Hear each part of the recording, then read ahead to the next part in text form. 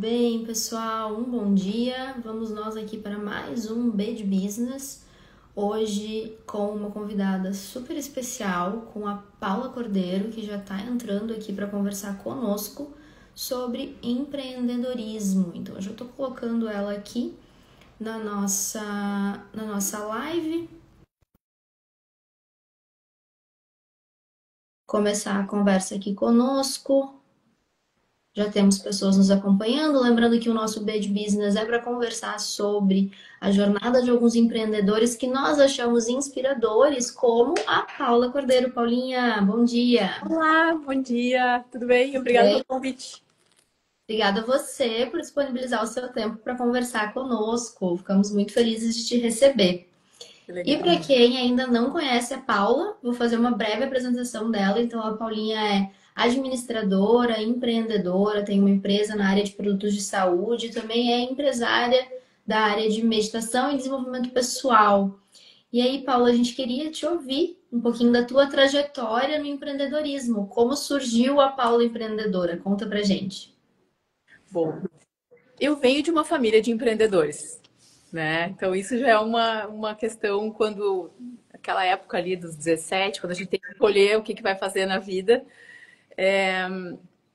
Bom, quem foi criança, adolescente na década de 90, eu acho que tinha um drive muito forte de ser independente, de ter liberdade. Pelo menos eu estava num grupo que tinha um pouco disso. Então, para mim, começar a trabalhar cedo era uma prioridade, era a chave para eu ter uma vida mais independente, mais livre, ter o meu próprio dinheiro. Eu amava essa ideia, né? E eu entrei na faculdade de administração com 17 anos, eu entrei na URGS. Então, meu primeiro mês de aula teve uma greve. Bom, vou pedir um trabalho numa empresa da família para começar a estagiar, né? E a minha família eram várias empresas, eu entrei numa agência de turismo e ali eu comecei e também começou a trajetória dentro de uma empresa familiar, né? E acho que desde o início, como a minha família era empresária, acho que desde o início deu para ter uma ideia do que é empreender no Brasil e todos os desafios também. Então, eu poderia dizer que iniciou lá com 17 anos, mas que se consolidou mesmo anos depois, porque daí eu saí da empresa da família, fui fazer minha carreira, depois em outros lugares, aí até que tive meu filho. Numa vida passada, até uma escola de inglês, eu conduzi, eu dava aulas de inglês quando eu era pequeno, mas o que eu acho que consolidou mesmo e que pode fazer, pode realmente dizer que eu tenha me tornado empreendedora, foram os últimos 7 anos na empresa familiar, então nessa fábrica de produtos médicos hospitalares, onde pelo próprio fato de estar inserido na área da saúde já é um desafio assim gigantesco, porque são muitas as dificuldades, muitos os desafios para se ter uma empresa nessa área e todas as, enfim, os requerimentos, né, os requisitos para se ter uma empresa nessa área. E ali no período pré-pandemia, pandemia e pós-pandemia, então foi como se eu tivesse feito graduação, especialização, pós-graduação, mestrado, doutorado, pós-doutorado, eu aprendi tudo que significa ser empresária e ser empreendedora. Então dá para dizer que se consolidou mesmo mais recentemente. Legal. E esse exemplo vindo de casa para ti foi muito importante, então, Paula, porque a gente sabe, aqui no escritório a gente acompanha várias empresas e a maior parte delas é do perfil familiar. Como a maior parte das empresas no Brasil elas nascem num seio familiar, né? E aí vem várias questões de governança, de organização de cargos dentro da empresa, as próprias questões de sucessão e o desafio que é trabalhar com a família no dia a dia. Nos conta um pouquinho como foi essa experiência de empresa familiar. E eu sei que é um núcleo grande da tua família que está envolvido no negócio também, né? Conta pra gente como que foi isso. Sim, exatamente. A primeira vez que eu trabalhei lá com 17, eu fiquei um ano e aí senti, não estou preparada para viver isso aqui ainda. Então, aí, quando eu tinha uns 18, 19, eu me afastei. Achei que era um ambiente difícil, desafiador lidar com a minha própria família e que eu ainda não tinha preparo profissional e talvez ainda não tivesse experiência de vida para lidar com a complexidade que é trabalhar com a família.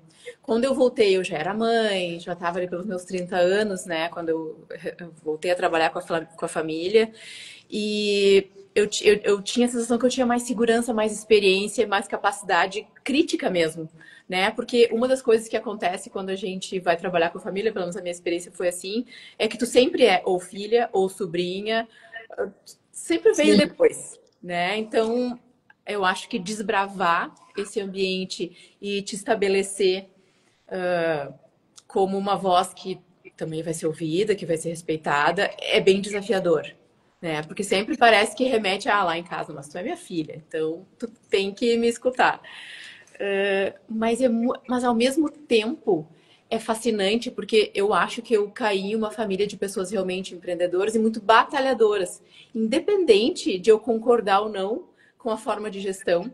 E eu acho que isso tem mais a ver com a geração do que as pessoas em si, porque ao longo da trajetória, e agora em fevereiro serão 18 anos na empresa familiar, né? Então eu estou atingindo a maioridade. Verdade.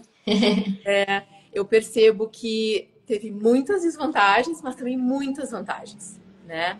Primeiro porque eu acho que a gente só conhece profundamente alguém ou casando com ela ou trabalhando com ela. Essa é fato, porque a gente tem a capacidade de entrar em situações e que, né, num nível mais superficial não é possível. A gente conhece os valores da pessoa, como ela vai reagir em tempos de crise, assim como ela vai reagir em tempos de tranquilidade também.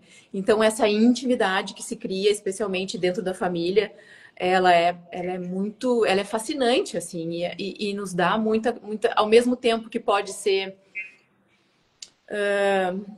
passa a mão na cabeça porque é filho e tal. Essa não foi a minha experiência. E nem, pelo contrário, eu tinha que trabalhar mais que todo mundo. A minha família tem uma característica assim, eu não tiro férias, porque eu tô há 20 anos sem tirar férias, sou muito trabalhador e tal. Então tem um pouco esse perfil. Então, se por um lado tem isso, por outro lado também, no meio da crise, tu lembrar que aquela pessoa da tua família, que tu vai seguir convivendo com ela e ter a capacidade de sair da empresa e ir para casa e entender que as relações permanecem, que as relações continuam.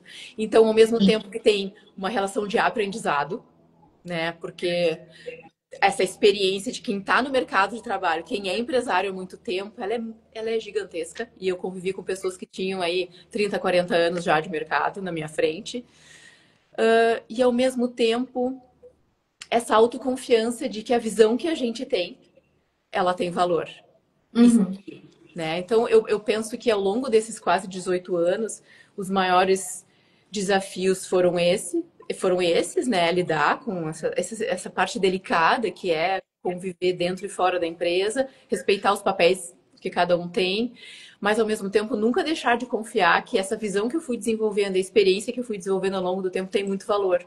Uhum. Especialmente aí eu diria ao longo dos últimos 5 anos, onde o mundo sem dúvida mudou, e eu vejo isso dentro da empresa, onde eu já não sou mais aquela menina, né? Estou chegando aí em breve, próximo aos 50 anos, e tenho a capacidade de já ter uma visão mais ampla, mais crítica, mais experiente e ter uma contribuição muito maior, né? Então, vejo que é extremamente rico, extremamente desafiador, mas tu tem que muito confiar na tua visão. Sim. A gente vê bastante, né? Acho que o primeiro equívoco quando as pessoas trabalham com a família é achar que por ser família pode prescindir dos acordos, né? A gente não precisa conversar sobre os assuntos difíceis dentro da empresa porque somos todos da mesma família. E é justamente o contrário, né? A gente vê que as empresas familiares que se sustentam e que são longevas, pô, uma empresa de 18 anos de mercado é uma empresa que é uma exceção no Brasil, né? Porque 18 anos que eu tô, né? Ela tem 18 25. anos que tu tá, exatamente. É, Uma empresa que tem mais de 18 anos de mercado é uma super exceção. Porque a gente vê a mortalidade das empresas num nível altíssimo e o prazo de duração delas cada vez mais curto e principalmente com essa parte de fazer a transição da geração. Que a é. gente diz que, né, se vê que a primeira geração constrói para a segunda geração jogar fora praticamente, né? E o quanto é importante ter esses acordos, essas conversas difíceis para estar todo mundo alinhado e saber as regras do jogo, né? Para o jogo continuar sendo jogado por muitos anos. Exatamente. E acho que tem uma questão. super complexa nessa parte da transição, né? Porque, especialmente pelo fato de ser uma empresa longeva, porque com 25 anos, tu pensa assim, não, aquela geração anterior diz, nós temos que continuar fazendo o que sempre fizemos. Uhum. A gente chegou até aqui, tá certo. Por um lado, essa geração que vem talvez esteja mais atenta e é natural que a geração seja diferente, isso é bom, né? Uhum. Traz a inovação. Porque uma empresa que continua fazendo sempre a mesma coisa, ela vai ter vida curta. A inovação é genial. Mas aí a gente chega para aquela geração que inovou em algum momento, agora eles não querem mais inovar, eles querem manter fazendo aquilo que sempre foi feito. Sim. E isso é super, super desafiador. E o legal é que a nossa empresa hoje tem 3 gerações, né? Porque a empresa foi fundada pelo meu pai e pelo meu tio. Hoje, de sócias, aí tem a minha prima e eu, né? E o meu filho já está trabalhando. Já faz 3 anos, tem É 22 muito anos. legal. E tá pegando junto, aí aprendendo todos os bastidores do que é, né? Então é muito legal. E eu já percebo o quanto ele também está desenvolvendo a capacidade dele crítica e quanto ele já tem novas ideias que ele também está trazendo. E Então, o quanto é legal vocês estarem abertos a isso, né? De aprender com sim. essa nova geração. A gente faz bastante planejamento patrimonial e sucessório, planejamento de continuidade do negócio aqui no escritório. A gente vê o quanto é importante quando os fundadores estão abertos a receber essa nova geração Uhum. desde antes de precisar, né? Não esperar que o fundador tenha uma idade avançada, ou enfrentar É, algum problema de saúde, e aí ninguém conhecer do negócio, ninguém saber como o negócio funciona, ninguém conseguir apoiar. E isso a gente faz muito com esse trabalho de, primeiro, né, reuniões periódicas, de estar todo mundo junto, de criar uma governança, de ter acordos de sócios, de ter protocolos familiares, de realmente criar uma estrutura para que a empresa tenha essa continuidade, que aí já está bem encaminhada, né? Porque a gente já tem uma terceira geração entrando. e eu penso que também uma das características das empresas familiares, que enfim são realmente, né, a maioria, é que o fundador da empresa, ou os fundadores da empresa, o papel do dono, daquele que fundou, ele fica muito forte, né? Quando essa geração faz uma transição, qual é o papel, né? Quem que vai ser? Qual é a personalidade que vai substituir? Ou será que é necessário substituir? Ou será que é saudável substituir? E eu penso Uhum. que durante a transição das gerações, aliás, é fundamental haver uma profissionalização, né? Fazer com que aquela empresa, que a visão da empresa, que a missão dela, que os valores dela dependam menos de quem a iniciou, porque sem dúvida isso está muito entrelaçado, né? Quem começou colocou ali. É interessante porque o meu pai, quando começou, nós temos uma indústria de produtos médicos hospitalares que são a nossa matéria-prima são umas bobinas de não tecido, que é um material com barreira microbiana que é usado, né, para aventais, enfim, vários produtos assim. E hoje, claro, a gente tem máquinas gigantes que fazem o infesto e o corte, mas ele começou cortando na tesourinha, né? As Sim, primeiras lá em 2000. Então tem muito daquela personalidade que a pessoa coloca. E isso é pro bom e pro ruim. Né? Se por um lado tem a ousadia, tem o desejo de começar, por outro lado, às vezes tem características como a organização não ser como as empresas hoje precisam ter, então tem uma visão diferente. E essa geração que entra, pelo menos a geração quando eu entrei, meu tio, um dos sócios iniciais, né, dizia que eu era legalista, porque eu gostava de fazer tudo muito certinho. Então sim, eu me inseri num ambiente onde era uma coisa caótica e eu me tornei meio que uma agente da ordem, assim. Eu tenho o agente do sim. caos, mas tenho o agente da ordem.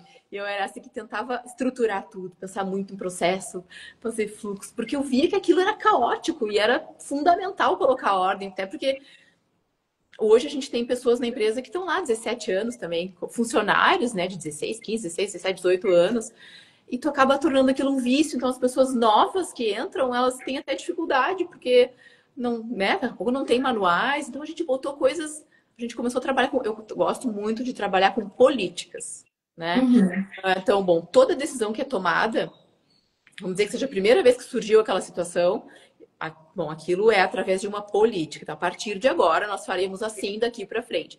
Qualquer pessoa que estiver lá, que entendeu aquela política, vai aplicar. Ela não precisa ser eu dizendo o que eu vou fazer, sendo que antes era assim, né? Era muito fundamentado em a ideia da própria pessoa, né? Por mais que houvesse, né, um profissionalismo, é o começo. Quando tu vai começando, tu vai desbravando. Não tem processo, não tem isso. Então, eu vejo que grande parte do meu papel foi essa questão de pensar na instituição. Né? Então, Sim. estabelecer uma estrutura para que cada vez que alguém entrasse, saísse, enfim, a empresa fosse realmente tomando esse papel de uma coisa mais profissional, menos familiar. Sim, sim. Acho que tem esse desafio de proteger o legado, que foi o legado que construiu a cultura, e ao mesmo tempo direcionar a empresa para o futuro, né? Exato. E esse arco que tu tá contando, ele é um arco de maturidade que a gente vê acontecer em muitos negócios, porque os negócios começam de forma extremamente informal, porque o empreendedor, ele é a pessoa que tem a ideia, ele é a pessoa que tem a iniciativa. E aí ele precisa se dar conta que ele não dá conta de todas as pontas e que ele precisa trazer outras pessoas para a mesa para falar de profissionalização, de formalizar os processos, criar políticas, estruturas. E é nesse momento também muito que a gente aqui, enquanto escritório de advocacia, é chamado, né? Porque a Sim, gente precisa realmente fazer essa formalização, assim, dos vínculos que existem, vínculos entre sócios, que é o que a gente faz, mas, assim, outros colegas, vínculos trabalhistas, com os prestadores, fornecedores, clientes. E acho que isso é um desafio também, né? Se reconhecer que está no momento de maturidade, de, por exemplo, trazer o jurídico para a mesa. A gente tem perguntado aqui para os nossos convidados desse nosso quadro do Bad Business qual foi o desafio jurídico, se teve algum desafio jurídico que marcou mais a trajetória da empresa de vocês. sim.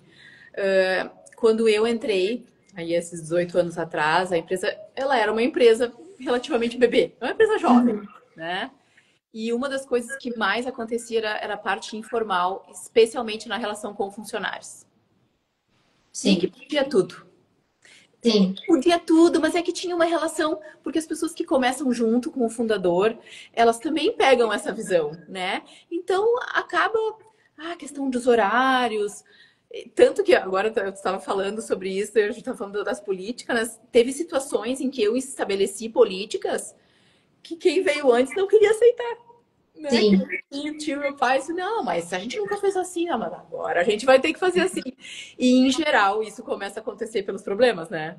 Ah, começa sim, a ter ações trabalhistas. Ah, mas aquela pessoa nunca vai. Não, gente, mas é uma relação de trabalho. É uma troca sim. das partes, né? Então, eu diria assim que nos meus primeiros 3, 4 anos de empresa, quando eu entrei, foi a parte em que juridicamente eu precisei de mais ajuda. Primeiro para assim aprender, porque eu acho que a gente Uhum. só aprende quando acontece na prática. Então havia erros que eu brincava assim que eram os erros honestos, a gente não sabia que estava fazendo errado, né? Sim, Então pequenas coisas que a gente teve que ajustar e grandes coisas também que a gente teve que ajustar e que a gente precisou muito desse apoio. Porque, e especialmente nessa parte consultiva, né? Mas o que eu faço com isso? Como ainda mais uma indústria. Teve um período sim. em que a gente trabalhou em 2 turnos, então a empresa funcionava das 6 da manhã até as 22. Uhum. E, e tem tanta coisa que tem que pensar para proteger a empresa, proteger o funcionário, fazer aquilo que é correto. E eu sou uma pessoa que, assim, eu tenho uma especial atenção à equipe. Né? Eu tenho Sim, certeza absoluta, e acho que um pouco diferente da experiência que eu tive dentro da faculdade, onde os livros eram empresas feitas para vencer, empresas feitas para durar, como fazer não sei o que era muito foco na organização.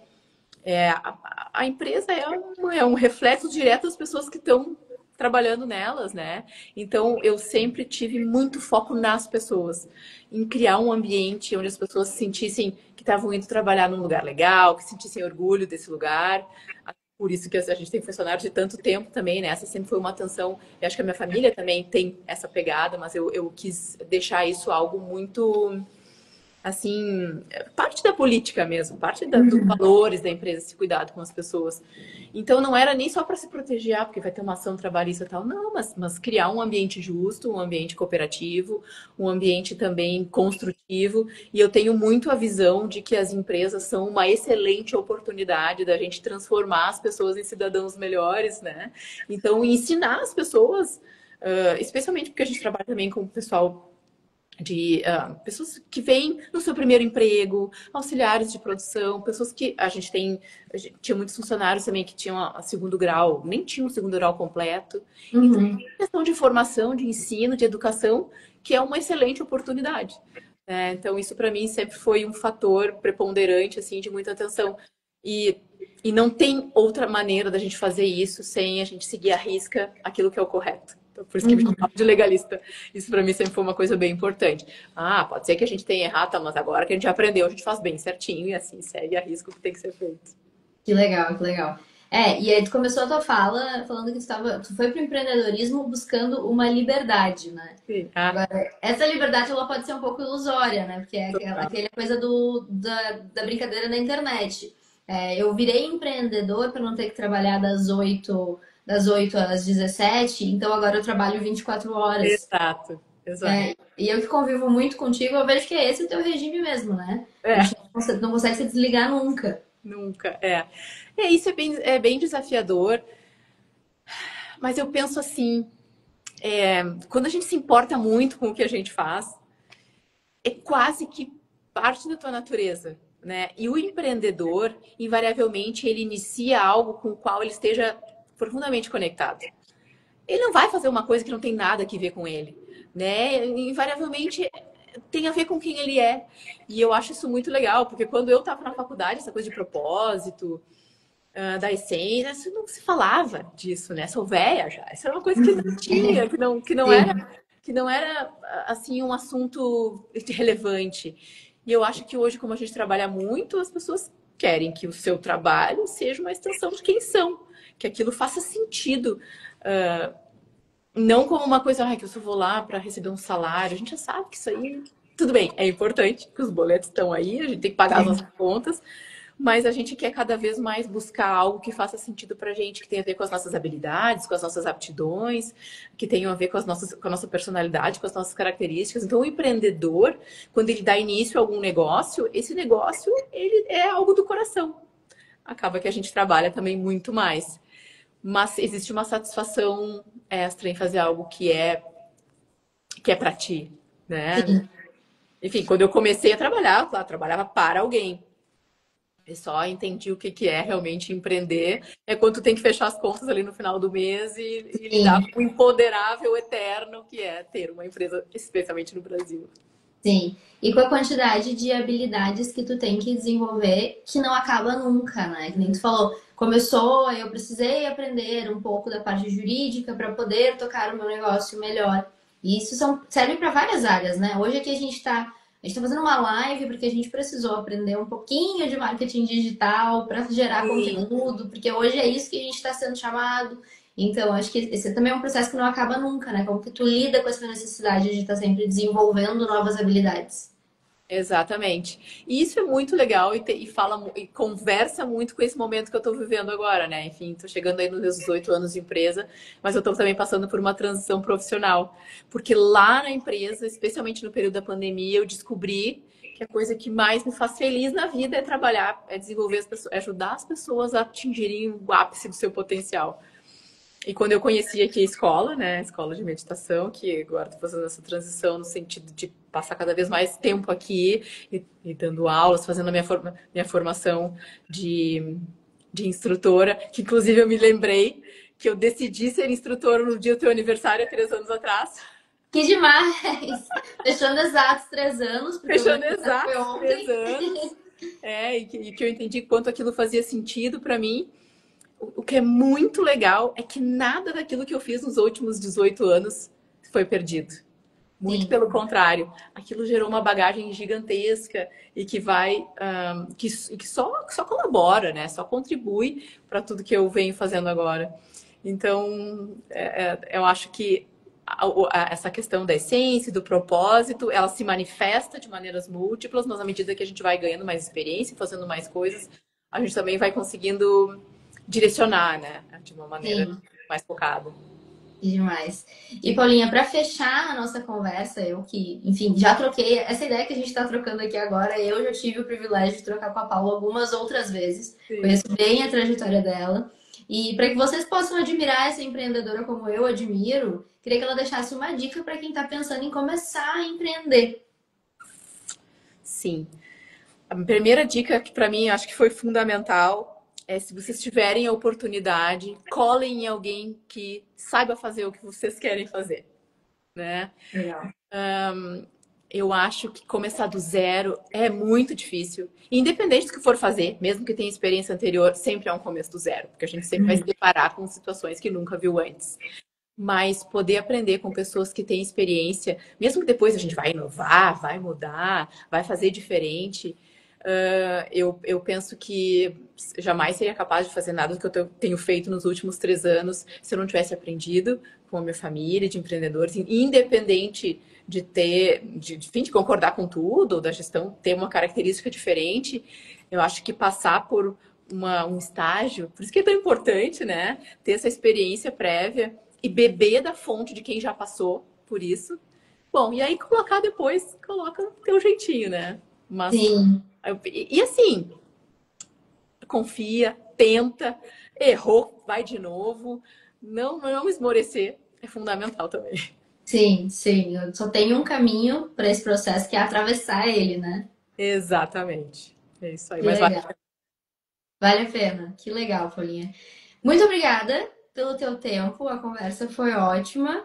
A gente quer agradecer pela tua participação aqui no Bad Business. E parabéns pela tua trajetória, pelos teus 18 anos de empresa, pelos 25 anos de empresa, pelo teu filho, né, que já está aí entrando, fazendo, que eu sei que ele é extremamente também dedicado a esse negócio, e Sim, pela tua transição que está acontecendo agora, alinhado com o teu propósito. que legal. Muito obrigada. Foi um prazer participar aqui. Obrigada. Obrigada, pessoal, pela Obrigada pela audiência. oportunidade. Até mais. Beijo. Tchau, tchau. Tchau.